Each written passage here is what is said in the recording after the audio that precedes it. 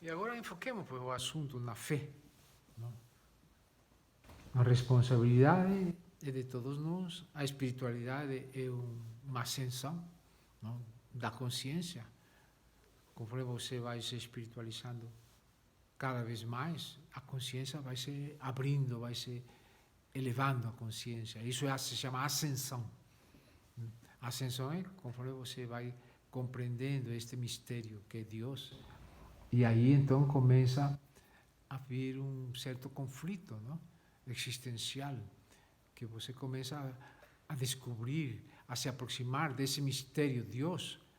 E esse misterioso Deus, então, como que te exige uma dedicação ao que Ele dita, e amar a Deus sobre todas as coisas. E Deus diz, tudo bem, ama a teu semelhante como a ti mesmo. Então, isso já implica fé. Não? Então, implica perdão, implica a cura da mente, não? A fé. Mas, enquanto essa fé não seja agodonteira, no livro do Dante fala que a fé agodonteira é aquela fé forte, firme, sem ver. A gente não precisa ver Jesus para ter fé em Jesus. Se compreender a vida de Jesus, os passos de Jesus, não? Discernir sobre isto, e aí você desperta para este ser humano e divino que é Jesus, e você começa a ter fé em Jesus.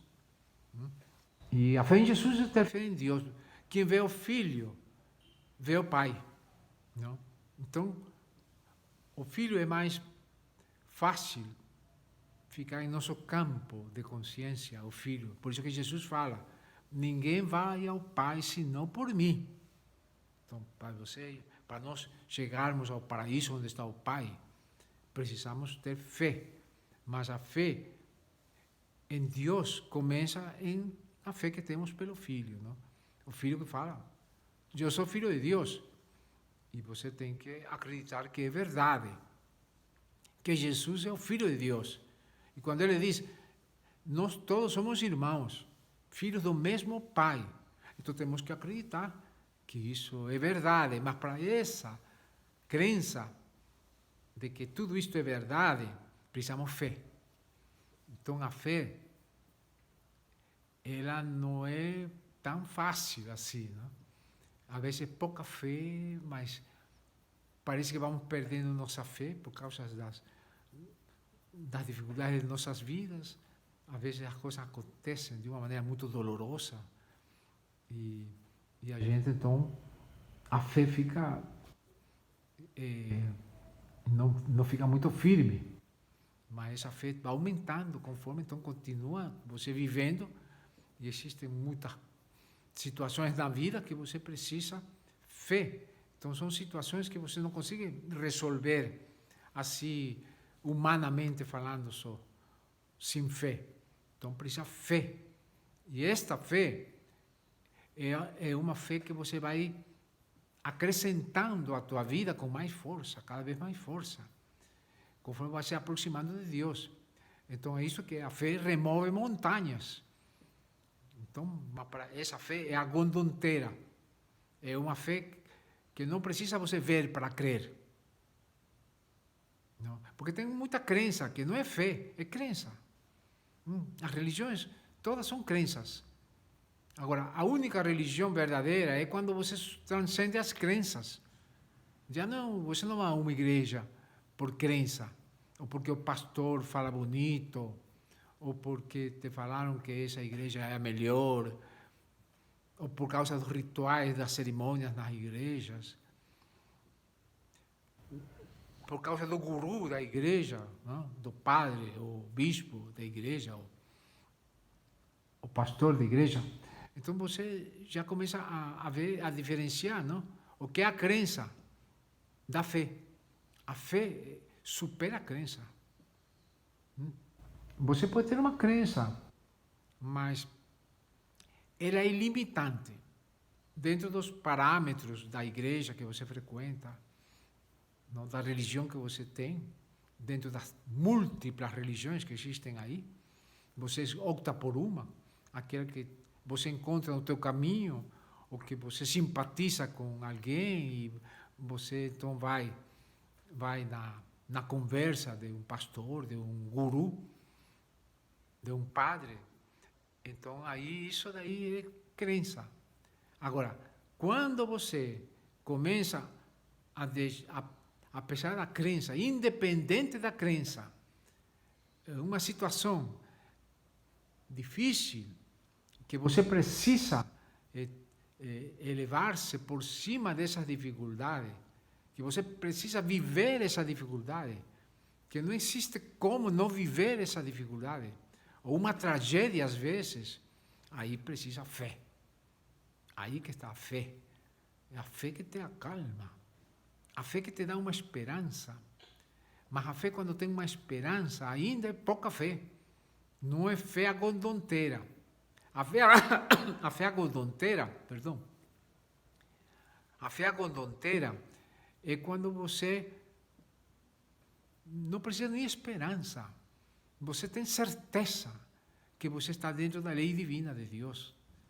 Essa certeza que Jesus realmente é nossa referência de homem verdadeiro, de homem íntegro, de homem perfeito, e que a gente aspira a essa perfeição, pelo menos isso, aqui nessa terra.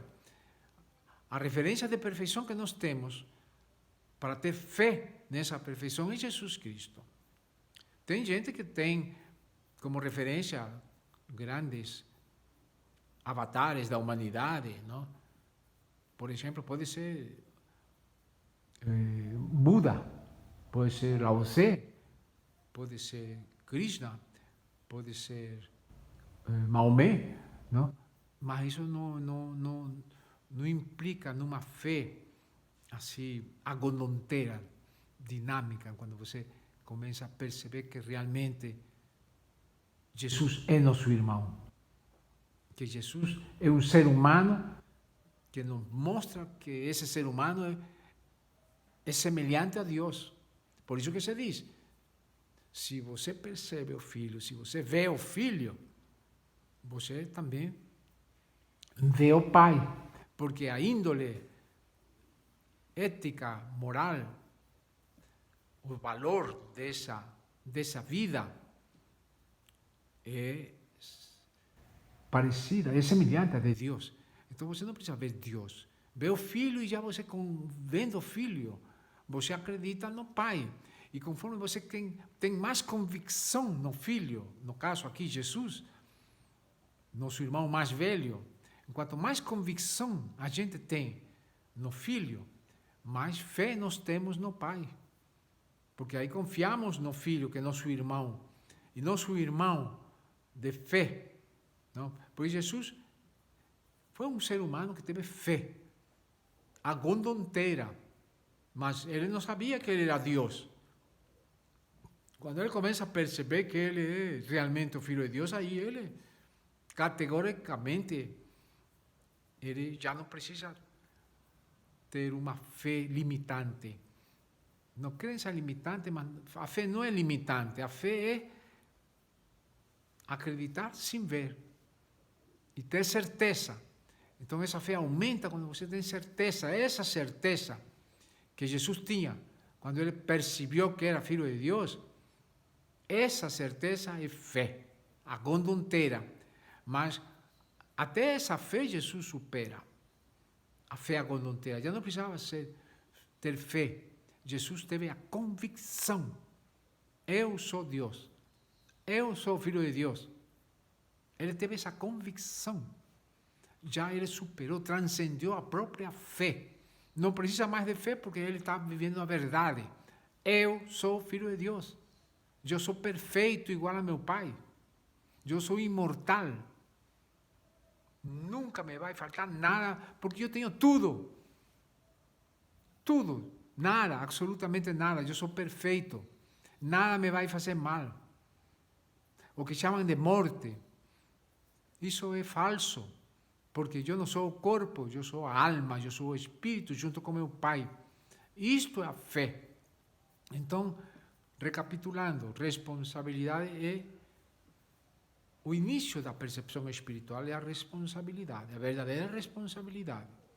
Quando você vê que todos somos co-criadores de nossas vidas, ou então somos inventores de nossa vida, co-inventores, inventar uma vida falsa, ilusória. Então, junto com o diabo, ir na conversa, não, dos valores falsos, que esta humanidade vive de valores falsos. Por exemplo, o triunfo materialista é um valor falso. Ganhar dinheiro é um valor falso. A ser campeão junto com o meu time de futebol é um valor falso. Não? Então tem falsos valores. Eu sou um homem famoso, eu sou alguém na vida, eu sou melhor que os outros. Isso é um valor falso. Agora, o verdadeiro valor é o valor quando você começa a ver a responsabilidade. E você já não culpa o outro, e você se exclui da culpa. Você lava suas mãos. Então, isso é uma falsa responsabilidade. Né? Eu sou bonzinho e eu não faço mal. Não, todos estamos no mesmo barco, vamos dizer. Né? Então, todos participamos deste mundo, uns de uma maneira equivocada, muito equivocada, outros de uma maneira menos equivocada, outros de uma maneira muito bem, digamos, quase perfeita. Existem homens, 144 mil homens quase, eu diria, já perfeitos, quase perfeitos ainda. Esses homens que são crísticos, e é o que vai iluminar a humanidade nesta época, por responsabilidade, mas também por espiritualidade e por fé, mas uma fé agondonteira. Esses 44 mil seres humanos selados, que são apóstolos atualmente de Jesus Cristo, são realmente os herdeiros da terra e que convidam a seus irmãos para, juntos com eles, herdar a terra, que significa transformar a terra num paraíso. Aqui, terrestre, não um paraíso esotérico, aqui mesmo. E esse paraíso acontece quando todos os seres humanos temos responsabilidade, uma elevada espiritualidade e fé. A fé mais ao alcance de nós agora, atualmente, é a fé em Jesus Cristo. Não? Com essa fé, nós chegamos seguramente ao Pai, Deus, nosso Pai.